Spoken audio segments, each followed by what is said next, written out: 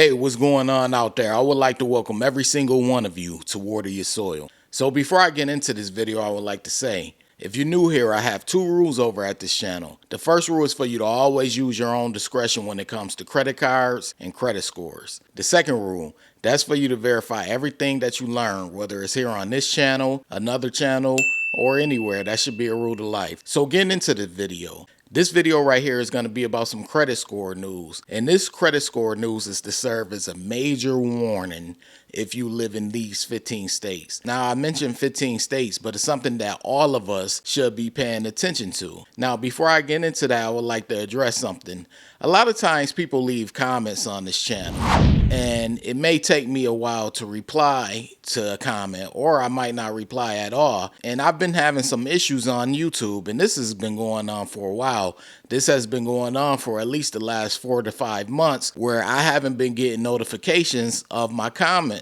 And not only am I not receiving notifications, I also will see that I do have a comment when I log into YouTube Studio, but the comment doesn't show up. And I've been contacting YouTube and they haven't done anything about it. So if it takes me a while to reply to some of your comments, just know it's not done intentionally or on purpose. Something weird is going on, and I've been contacting support, but to no avail. But I just wanted to put that out there because I know some people wonder why it takes a while for me to reply to their comments sometimes, or I don't reply at all. But I've been noticing there have been comments left in my comment section that I didn't reply to, and that's because I haven't received a notification regarding it. This is an issue. Hopefully this issue gets fixed soon, but I wanted to let you all know what's going on. And please believe I would not leave any of you hanging when it comes to you leaving a comment. I have always replied to comments, and I will continue to reply to comments. So we're going to get into the credit score news. The way how credit score news works around here is I'll either read through the full article or I'll read through the important excerpts of the article. But either way, I always leave a link to the article in the description box so you all can give it a read yourselves, which I advise you all to do. Give it a read yourself as well. But we're going to get right into it. All right, let's go. So the article is by Investopedia.com, and it was released October 30th, 2025. It says, if you live in one of these states, a new change could lower your credit score. Now, they have key takeaways. That's one thing that I like about Investopedia is they do provide you with key takeaways. It says key takeaways. The Consumer Financial Protection Bureau has issued a new interpretive rule that says that a federal law should take precedence over state laws that ban medical debt from credit reports. The 15 states that ban medical debt from appearing on credit reports are California, Colorado, Connecticut, Delaware, Illinois, Maine, Maryland, Minnesota, New Jersey, New York, Oregon, Rhode Island, Vermont, Virginia, and Washington. While interpretive rules are not legally binding, one expert notes that these state laws will likely face court challenges that may decide their fate. It says, a new move from the Trump administration is attempting to include medical debt on credit reports, even though 15 states have banned credit bureaus from doing just that. Delaware's law, in fact, took effect just this week. According to an interpretive rule released by the Consumer Financial Protection Bureau, the CFPB, a federal law known as the Fair Credit Reporting Act, FCRA, can overrule state laws that prevent medical debt from appearing on credit reports. As of 2024, over 1 in 3, 36% households in the U.S. had medical debt. About 1 in 5, 21% had a past due medical bill, and a similar number, 23%, were paying a medical bill over time to a provider.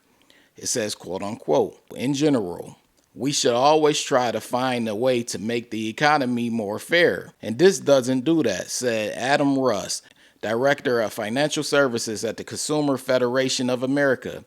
It says people shouldn't be denied a job, secure housing, or a loan just because they got sick.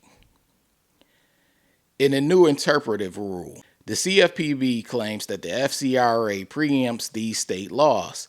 However, since it's an interpretive rule, it's not considered legally binding, according to Kay Pestana, Director and Vice President of the Program on Patient and Consumer Protection at KFF, a nonprofit health policy organization. The rule won't have immediate impact on consumers since the state laws are still in place, Pestana said. It is likely that state laws that prevent medical debt from being included on credit reports will be challenged in litigation, ultimately leaving it to the courts to decide whether these state laws can still be implemented. It says what this means for you. While this new interpretive rule doesn't nullify state laws, legal challenges could result in these laws being struck down. This could be especially detrimental to your financial health if you have large amounts of medical debt, as it might make it more difficult to get credit. While three major credit reporting agencies, Equifax, Experian, and TransUnion, stopped including medical collections debt balances worth less than $500 on credit reports in 2023, there are no federal laws that ban medical debt from appearing on credit reports, note Pestana. Those who support include medical debt on credit reports believe that it can be helpful in determining whether potential buyers are likely to pay off debt. This change also comes amid a government shutdown over the status of the Affordable Care Act subsidies, which are set to expire at the end of this year. If the subsidies are allowed to expire, millions of people could see their health insurance premiums climb, and some, as a result, may forego having insurance. It says, quote unquote, as health insurance costs go up and healthcare prices continue to increase, a major illness can have bigger implications for someone's financial health, said Pestana. Earlier this year, the Biden administration passed federal rule that would remove medical debt from credit reports, but this was overturned by a federal judge in Texas just months later. So there you have it. Those 15 states, they're in danger of the rule being overturned. And the rule is that their medical debt cannot go against their credit score. And I've been talking to you all about credit scores and how important they are. But I'm going to give my personal opinion on medical debt and whether or not I believe that it should be included in regard to credit scores. My answer is a strong no, and it's a decisive no. And the reason why I think that medical debt should not be included on credit scores is because when you think of medical debt, number one, medical debt could be a large amount, a very large amount. Number two, medical debt, it can be sudden, like you could have an emergency or a major issue that just comes out of nowhere.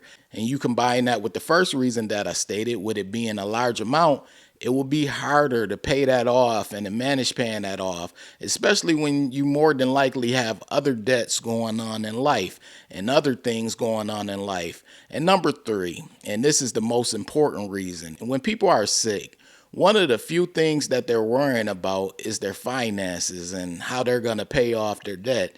The main thing that they're worrying about is their health and getting better or feeling better. Finances become secondary. I know in the article someone mentioned, hey, this will show that they're able to manage their debt. And if you're going to use that excuse for medical debt, I believe that's foul. I know some of you out there, you may agree with that stance, saying that, hey, if you have medical debt, you should be able to manage it and pay it off. But me personally, I look at how much these medical bills amount to, even when you do have health insurance.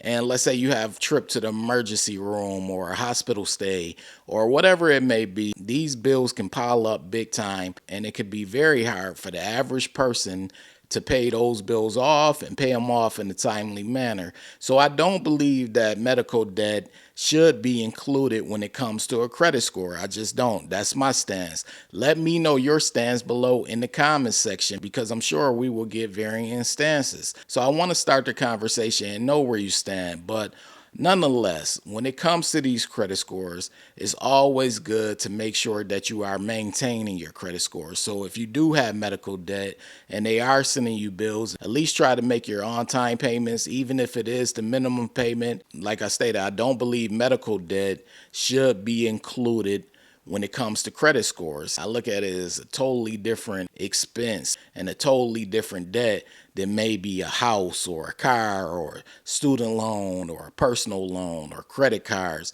I look at it totally different because circumstances come into play when it comes to medical debt. Someone could be sick, or you could look at the high balances and how fast medical debt actually piles up. And like I stated, it may be hard for the average person to pay it off.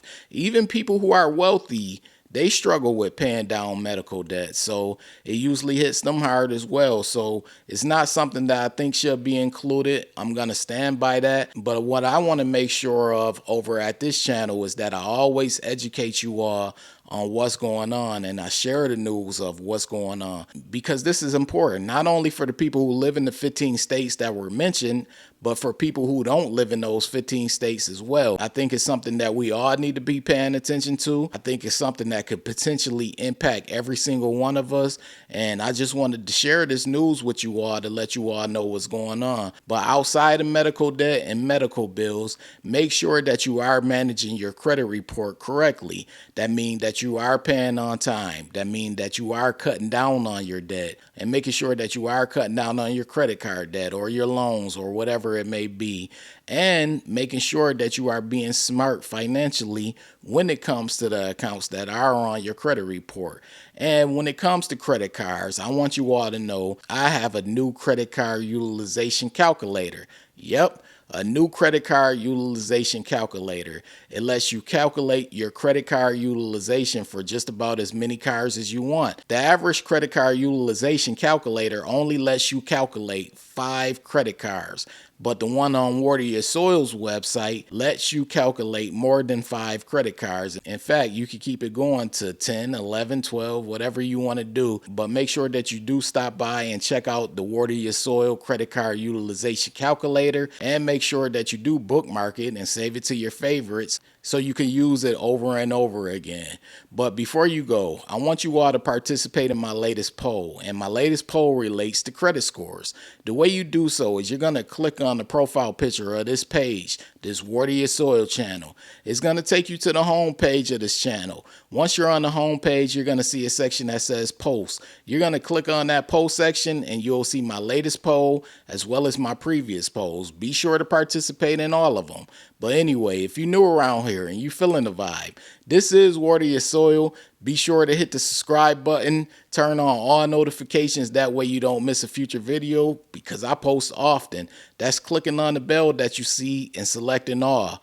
Also, this goes to every single one of you, especially my subscribers. Be sure to hit the like button. It literally takes 1 second. It lets the algorithm know you support this video and this channel. And yes, if you are watching at home, you can hit the like button by using your remote control.